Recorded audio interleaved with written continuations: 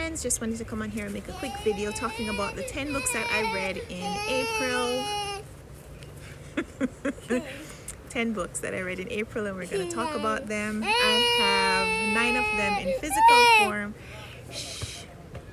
I have 9 of them in physical form. One of them I read as an ebook, and I'm not going to talk about it too much because it's a candidate for the BookTube Prize nonfiction round. I'm judging this round, and that was Conditional Citizens by Laila Lalami, and that was essays by the author about conditional treatment that people receive in the United States of America based on their ethnicity.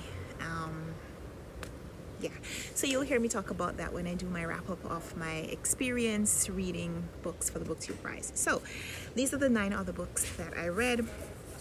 Mention briefly first the 2 that I read for the Run Right Reads book club: Golden Child by Claire Adam and The Wine of Astonishment by Earl Lovelace. Both of these were set in Trinidad. This one is more recently published. It is about a family that has twin sons, and one goes missing, and they have to decide, what they will sacrifice in order to save one of the boys. It's about the value that people place on their children, whether in the present time in terms of emotional value, or how they view the potential that a child might have based on their capabilities, their capacity for learning, and possibly gaining a really good education and saving the family out of poverty. So it is about education. It is about the value that people place on relationships, and I found this delightful. There is a more detailed discussion in my video where I talk about the books that we read for the Run Right Reads book club.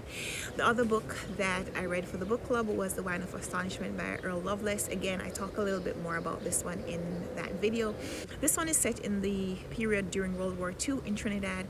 We're seeing the lingering impact of colonialism. We're also seeing the effect of American GIs living and interacting with Trinidadians at this time.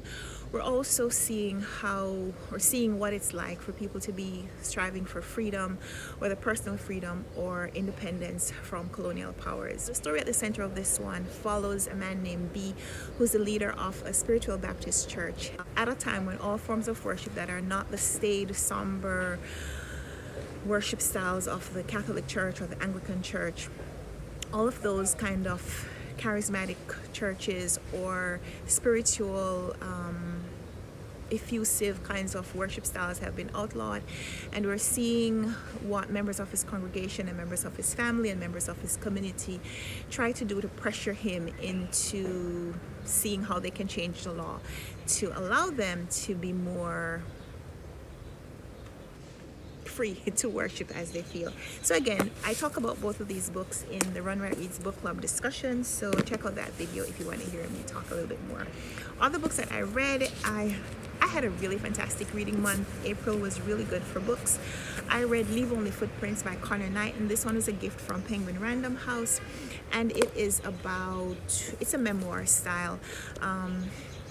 It was written by a man who, on the heel of his breakup, his fiance broke up with him, and he was looking for maybe more meaning, more purpose to his life.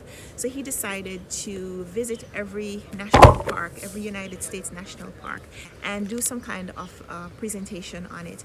And over the course of the year in which he visited all the national parks in the United States and United States territories, he didn't just write about the parks in any kind of chronological order. He didn't mention all of the parks. He explored themes and how going to those parks, how going to those places and his experiences there, how they helped him see those themes. So he writes about big picture things as well as physical things. So the chapter titles are after the themes that he explores. So because it's been a while. So he talked about people, and then he talked about some of the people that he met in the parks and what his experiences with them were like. He explored borders, and he talked about the people who cross the border between the United States and Mexico and what that is like for people on both sides. He talked about love, and in this one he kind of revisits a little bit of his social life, but in a really witty way. So it's not navel gazing, it's not him, focusing on woe is me, look at me having to go outside to search for this meaning for life. It is a really, really profound experience of exploring the natural resources of the United States and finding connection to land in a way that maybe if you're not propelled to do so because of some major life change, you might not go searching and so might not find these things. I really love this book. Highly recommend that more people check this one out. I think this one is a new release. I don't know if it was ever published in hardcover, but I got a paperback copy from Penguin Random House to promote, and I love it. This is a map of the national parks in the United States. Like, I thought that every state had a national park. There are no national parks in New York State.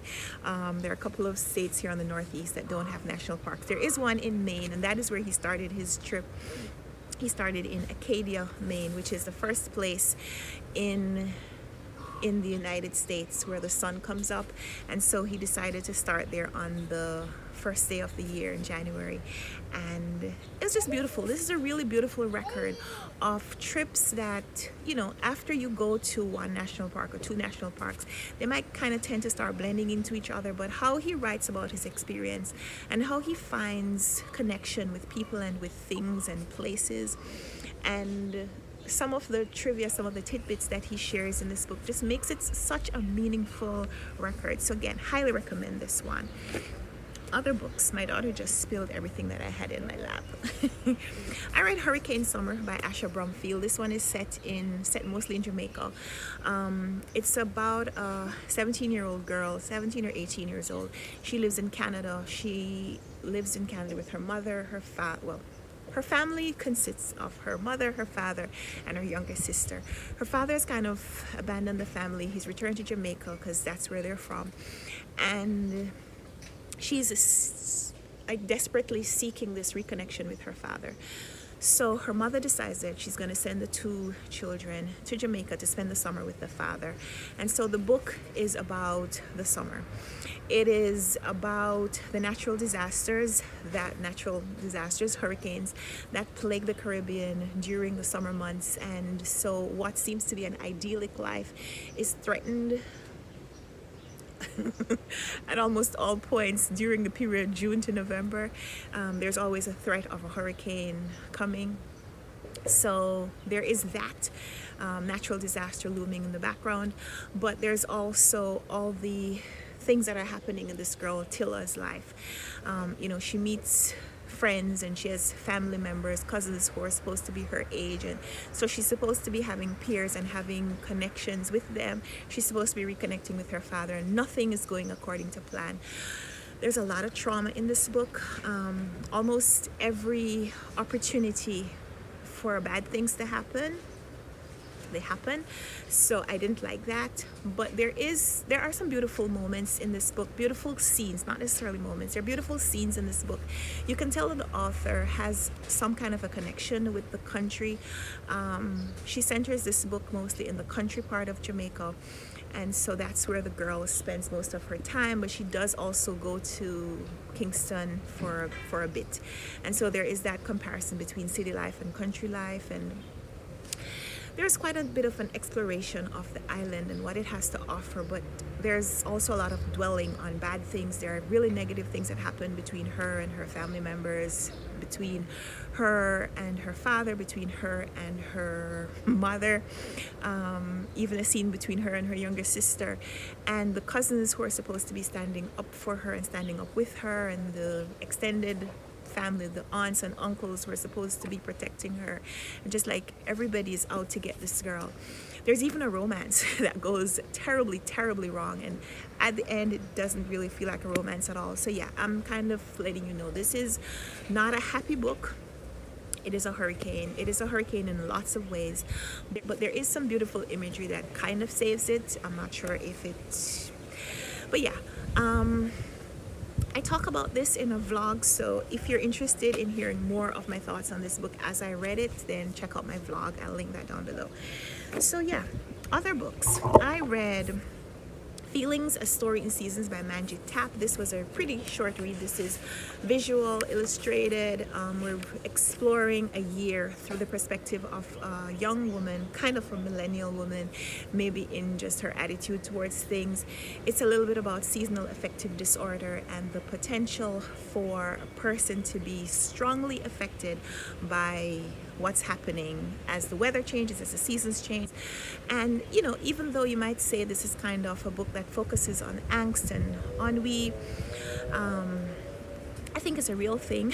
I think it's a real thing that happens to me. I don't know if it happens to everyone, but for sure, you know, she talks about the breaking up the summer in not just one big chunk of summer, but there's early summer and late summer, and the difference between the energetic feel of early summer when you're just so excited about the long days and the warmth and the sunshine and the opportunity to go outside, but by the time the summer wanes on and you're getting to the end of summer, you're exhausted. You're like a plant that has been out in the sun for way too long and you're wilting.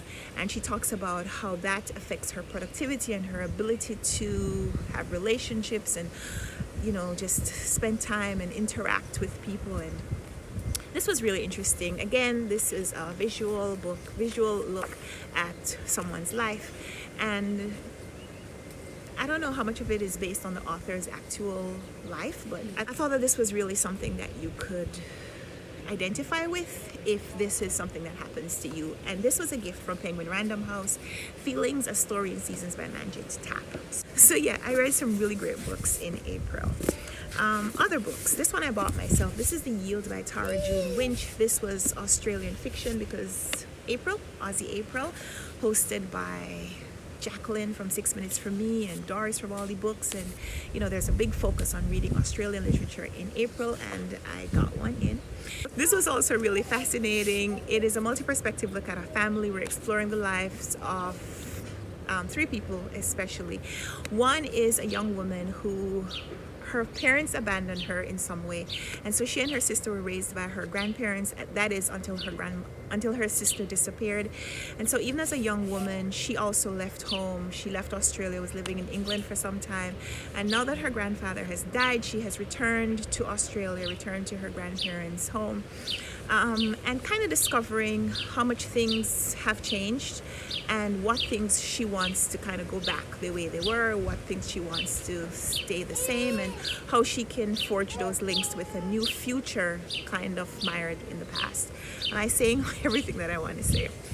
In this book, there's a little bit of that mystery as we try to uncover what happened to her sister, and there is also a little bit of history, indigenous history, because the grandparents' family home is on land that doesn't really belong to them. Apparently some kind of a reservation, and now the land has the potential for a mine. They are being kicked off the land essentially, and now that the grandfather has died, the grandmother is kind of giving up, and so it's up to this young woman to decide, you know, how much she wants to get involved, how much she wants to help the grandmother fight for this land. And before he died, the grandfather was writing kind of a dictionary, and she's thinking that there are things in this dictionary that will help them find the reason to save the property. And so we're also going back in time and reading the grandfather's dictionary, reading it as he's writing it, and going back into the past through his memories and seeing how things kind of came about. And there's also another perspective where we're seeing the work of a missionary who tried to help the indigenous people, and maybe through his naivety did more harm than good. This was really fantastic as a look at indigenous history and, you know, why we are where we are. Love this, highly recommend it. There's a reason that a lot of people are raving about this, so that I read in April. Also read The Dangers of Smoking in Bed by Mariana Enriquez. This is a collection of short stories. Mariana Enriquez is from Argentina. Buenos Aires. And this book has just been nominated for the Booker International Prize, so high props. I got this one as a gift from Penguin Random House as well. This is a collection that is pretty dark. It is focused on women. Mariana Enriquez's stories center on women and trauma, the stress that women face in their everyday lives, as they are targeted, as they respond to trauma, as they respond to jealousy and trivial everyday things that their responses kind of make otherworldly. So there's a little bit of a supernatural element in this one, but the stories, even the supernatural, can also be explained in trivial terms. While I was reading this, I could see the value, I could see the profundity in some of the stories, but I don't know that any of the stories linger with me long enough to remember them a month later. There's one that stands out because it's really gross, and there's one that stands out because the girls are teenagers and they are responding to kind of adult situations through juvenile responses. So I'm not sure if I would recommend this one, just because I don't think Mariana Enriquez's writing is for everyone, but the stories are enjoyable when you're reading them, so read this one at your own risk. But I enjoyed it. I enjoyed it for the most part. I gave this somewhere between a 3.5 and 4-star rating when I was done, because I rated the stories individually based on how I enjoyed each one. But like I said, the stories don't necessarily stick with you. Second to last book, How to Think Like Leonardo da Vinci. This is a look, of course, at Leonardo da Vinci's life. He was an artist, he was a scientist, he was an inventor, he was an innovator, he was a genius in almost every respect. And so his work is studied in this book in terms of 7 principles that you can study and apply to your own life. Incorporate some of Leonardo da Vinci's habits to make more of your life. What I really loved about this book is that at the end, there's a section on how to learn how to draw. Learning to draw as a way to see things more clearly. So I always thought that you had to see in order to draw. And this kind of changes that and say, when you're sketching, when you're drawing, it forces you to think about the picture that you have of something. And so that helps you to kind of zero in on quality and detail, so that you learn how to see better when you draw. So I love this. I really enjoyed this. The author, even though this is kind of a workbook, the author encourages you to read the book all the way through without doing anything and then to start applying it. So it talks about Leonardo da Vinci's notebooks, how he wrote or scribbled or sketched. And so he talks about those little details, those little habits that seem a little curious, but I could see the value in doing them, like in writing notes that are more visual, to create a picture in your mind instead of writing a lot of words. So in reading this book, I was thinking about my own notebook keeping and whether it is what I want it to be. Even though I've been keeping journals and notebooks my whole life, maybe I've been doing it wrong. So I'm going to be incorporating some of these tools and seeing, how it works. And then the last book that I finished in April was Beloved by Toni Morrison. It's one of my goals to read all of Toni Morrison's novels this year. So far, I've finished this one. I read The Bluest Eye last year, which is when I conceived of this goal in the first place. So I don't know if I'll reread that this year, but I'll focus on the others first. The story at the center of Beloved is about Sethi, a woman who was enslaved, and she escaped slavery along with her children and ran to Ohio, where her mother-in-law had been set up as a free woman. Her husband had bought her out of slavery sometime previously. So while Sethi is there, she starts getting settled into the life of being a free woman, and the slave catchers come. And so she decides that instead of returning to slavery and committing her children to growing up in bondage, she'd kill them. And she tries to kill her children, and she does succeed. I don't know if succeed is the word. And so one of her children dies and is buried with a headstone that just says Beloved. And sometime later, we are meeting this family, and the ghost of this child, the ghost of beloved, is inhabiting this space, inhabiting this house. And the story is about how Sethi reconnects with the past, how she revisits the past through her encounters with the ghost, the stories that she tells her living child, and what happens when a man from the house, from the plantation, comes to visit, and the relationship, the interaction that they have together. So it is about revisiting the past that haunts you. How we talk about the past, how we maybe memorialize things that were not positive, but we look for the positive in it because it makes us feel connected to something that happened. So this is a really, really striking book. Toni Morrison centers on pain and loss and motherhood. I read this book a few years ago, and now that I'm a mother, it strikes me much, much differently. You talk about the lens that a mother might go to protect her children, what she sees as protection, but it's also about the connection that a woman feels with her child, whether they are together or separated by space and time or worlds. So highly, highly recommend that you read Beloved if you haven't already. Toni Morrison is a master at fiction, about a master at committing emotions to prose. So this is the book that I rounded out my April reading with. This video went on much longer than I expected, but thank you so much for watching. I hope that you enjoyed hearing about the books that I read in April. I'll be back next time to talk about more books. I hope you'll join me for the next video. Subscribe if you haven't already. Give me a thumbs up if you like this video, and let's chat in the comments. I'd love to hear from you. I'd love to hear what you read in April. What was your favorite read? I don't know how I would choose between all of these, but I had a fantastic reading month. I hope you did too. So thanks so much for watching, and until next time, happy reading. Bye.